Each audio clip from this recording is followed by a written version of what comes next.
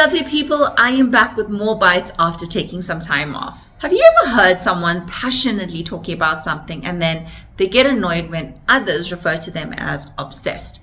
And they in turn respond with something like, I'm not obsessed, I'm driven. Like, what's the difference? Stay tuned to find out more. Hi guys, so I was pondering the difference between being driven and being obsessed. After doing some research, I realized that being driven seems to have a more positive connotation, whilst obsession tends to have a negative slant.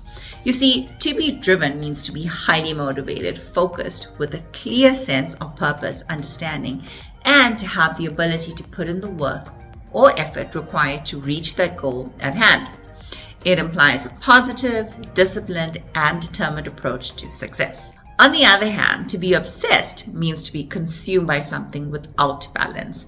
It could cause a person to lack a clear sense of priorities and reality, and could prevent viewing things or goals and situations objectively.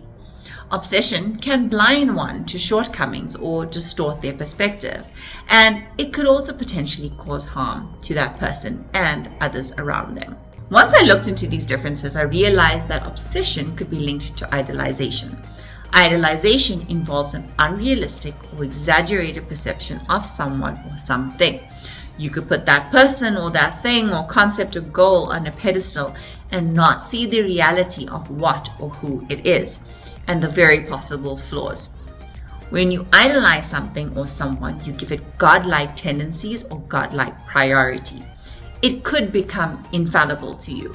Now, the Bible warns against idolization.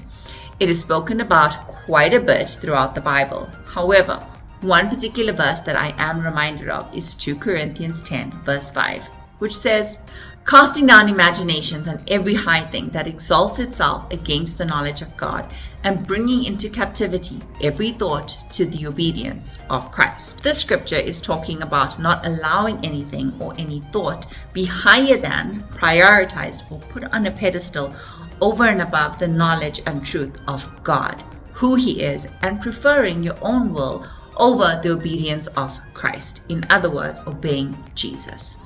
Who God is and revering Him for who He is and what He wants for your life should be the absolute priority in your life. If anything else is your main focus or priority, or causes you not to obey God's will for your life and dilutes or hinders your relationship with Him and prevents you from growing closer to Him, then that thing or goal or that person has become an idol in your life. In other words, has become godlike to you. And the Bible is abundantly clear that you shall not have or worship any other gods or idols before God. I am that I am. So there it is. Let's be driven as we pursue goals and success, but let's not obsess or idolize anything above the truth of who God is, nor above His will for us. Let's be driven to obey Him, and in that way, we definitely will succeed. Be safe, take care, and God bless.